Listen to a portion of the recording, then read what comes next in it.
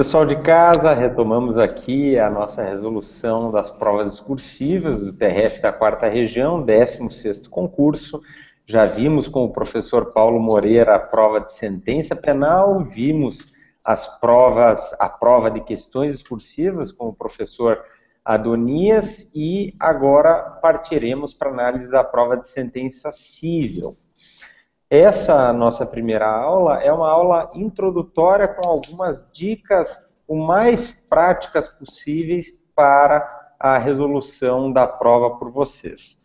Bom, primeira coisa a comentar é o estilo de prova que é habitual no TRF da 4ª Região, assim temos visto em sucessivos concursos, tanto na seara da sentença penal quanto no âmbito da sentença civil.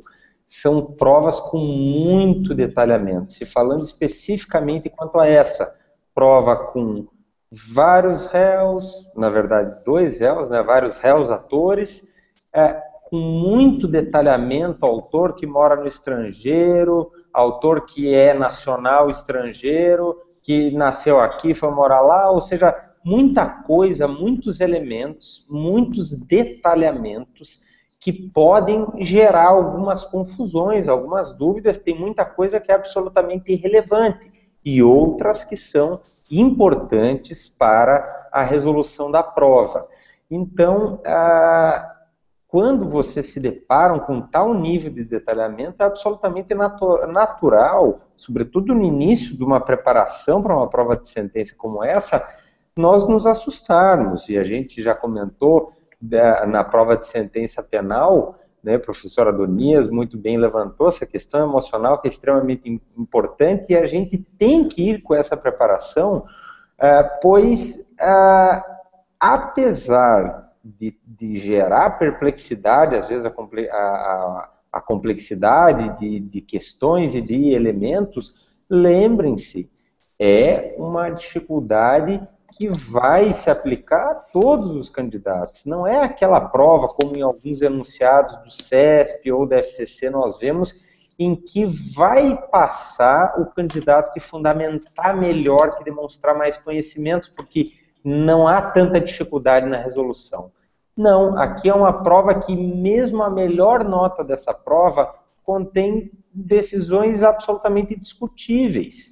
Inclusive, nós vimos aqui aprovações que seguiram caminhos completamente diversos. Há alunos que conheço, que passaram nessa prova e que entenderam de forma diversa. O examinador seguiu uma linha que é muito sensata de não zerar aqueles que não seguirem exatamente o caminho que ele pensou. Até porque nós temos discussões, como veremos, altamente polêmicas e que não podemos dizer, salvo num subjetivismo muito grande, do certo e do errado, porque temos linhas com argumentos bons de ambos os lados. Então, ao pegar uma prova como essa, considerado o tempo de 4 horas, eu sugiro uma leitura muito atenta. E aí entra essa questão psicológica. Não há, pessoal, aquele intervalo para uma leitura desatenta, pensando com distração, com o nervosismo do momento. Nós temos que vir muito doutrinados para essa prova, para mantermos a calma, para não termos que ler e reler essa prova. Não há tempo para muitas leituras. Eu diria, o ideal é uma leitura bem feita, apenas. Se houve um nervosismo ali no momento, uma segunda leitura no máximo, mas eu recomendo uma leitura com o sublinhar dos tópicos que já se identifica na leitura e logo após a montagem do roteiro. Nessa montagem do roteiro, pessoal, eu gosto daquele termo do brainstorm, que é soltar o que vem na cabeça, pessoal. Soltem. Preliminar disso, preliminar daquilo, vai soltando, vai soltando. Eu gosto, quando já estou fazendo sublinhado, de já ter o meu papel para fazer o esqueleto da prova, o roteiro da prova, e já ir soltando. eu costumo dizer para os alunos assim, temos que, nesse brainstorming, soltar tudo que tem para soltar, é o rascunho do roteiro. Digamos que é o rascunho do rascunho, que a gente usou algumas vezes o termo, mas é o rascunho no sentido de esqueleto da prova, de roteiro. Então, eu sempre gosto de fazer essa operação. Um roteiro que, na base do brainstorming, soltando tudo que vem à tona, para daí revisá-lo, e nesse processo de revisão, identificar primeiramente a melhor decisão a tomar diante desses elementos. Eu digo assim, autor estrangeiro, sem caução, acidente de trabalho, incompetência, soltando o que vem à cabeça, e isso é uma técnica muito válida, utilizada de forma multidisciplinar, porque às vezes o cérebro funciona assim, né? São gatilhos que despertam, às vezes, algo que está na memória, e se nós não anotarmos, nós vamos esquecer. Anotar o máximo ali nesse brainstorming, revisar para montarmos o esqueleto da prova. A prova de sentença civil, outro ponto que eu quero observar introdutoriamente, ela é uma prova naturalmente menos extensa e menos complexa do que a prova de sentença criminal. Não temos um tanto de providências finais, como temos na prova de sentença penal, que poderíamos esquecer. Não temos a fase da dosimetria da pena. Por isso que na prova de sentença penal, o raciocínio ele é muito mais direto. Numa prova dessas, né, de tantas preliminares, tantos réus, tantos crimes. Na prova de sentença civil, há um certo espaço para desenvolver um pouco melhor a redação e mostrar a habilidade do candidato, né, usando bem os conectivos para dar uma boa coesão ao texto, um bom vocabulário, evitando-se repetições, porque a correria, lógico, é uma prova extensa, sobretudo, nós vamos ver se nós não acolhermos certa preliminar, mas é menos extensa do que a prova criminal, muito menos extensa, e é possível lançar conteúdo, mostrar mais conteúdo, além de resolver de maneira certa a prova, porque as questões são em número menor do que na prova de sentença penal. Então, nessa abordagem introdutória, eu só queria trazer esses pequenos pontos. Uma leitura muito atenta, por isso a gente tem que chegar na prova, quando distribuírem a prova, respirar fundo e foco total e absoluto, esquecer onde está, o que está fazendo, só ler e pensar.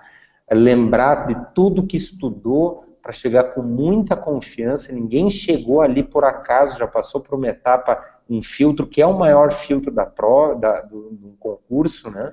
A fase objetiva.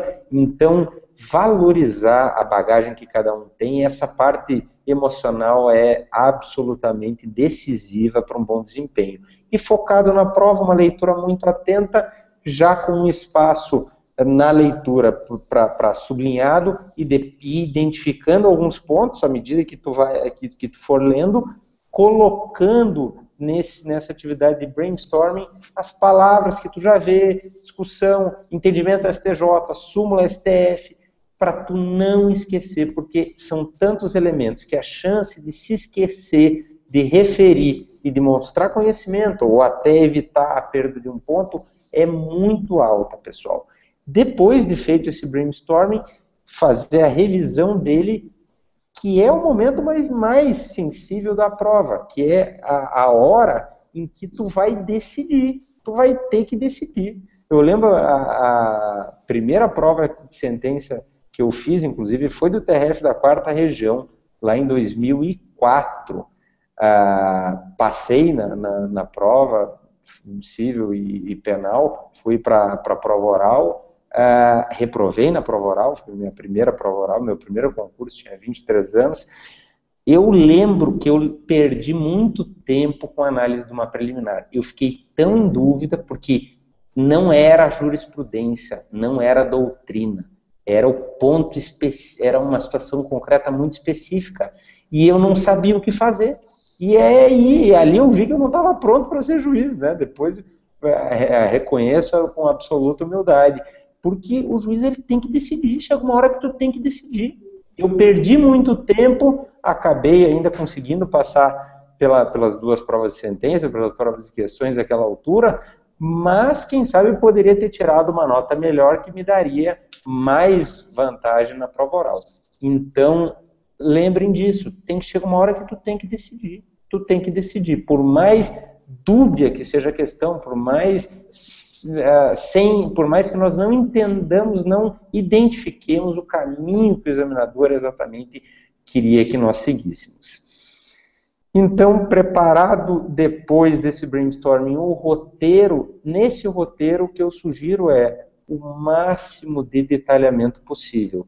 Entendam bem, não colocando qualquer desenvolvimento, qualquer rascunho, não, mas já identificando ali cada tópico da sentença, não simplesmente botar, evidentemente, fundamentação, preliminares, dispositivo, não. Detalhar as preliminares, vou colocar tais preliminares nesta ordem lógica. Fundamentação, pedidos contra a União, pedidos contra o INSS, fulano, ciclano, né, aqui nós vamos ver que tinha uma análise particular, porque tinha menor no meio, tinha estrangeiro, já vamos ver o que isso teria de repercussão, mas tudo muito preciso nesse roteiro, dispositivo, vai jogar procedente isso, vai prescrição para isso, para aquilo, aquilo outro, honorários advocatícios, custas, adiantamento, não era o caso aqui, honorários periciais, reexame necessário. Então, o public se registra em time, se local e data, a gente nunca vai esquecer. Então, isso tu não precisa colocar. Mas os pontos que tu pode esquecer e já pensar neles. Honorários, fazenda pública, 20 parágrafo 4º, não é sobre o valor da causa. Já, né, apontar para evitar que na correria, no final da prova, fatalmente há uma aceleração do ritmo, né? E nessa aceleração do ritmo, o coração bate um pouco mais rápido, começa a se avisar que falta 1 hora, que falta meia hora, 15 minutos, é muito mais fácil da gente esquecer alguma coisa. Então, esse roteiro vai ser o nosso porto seguro, e a execução, a redação da prova de sentença é o filé. É simplesmente redigir, vai ao natural. Quando a gente vai construindo o nosso roteiro, na verdade, essa redação já vai sendo preparada na nossa cabeça. O cérebro já vai, à medida que a gente vai concatenando e organizando esse roteiro, as palavras já vão quase que se organizando mentalmente e é só jorrar aquelas palavras num texto bem elegante com um bom vocabulário. Certo, pessoal? Colegas, tem algum comentário dessa parte introdutória? Não, por enquanto não.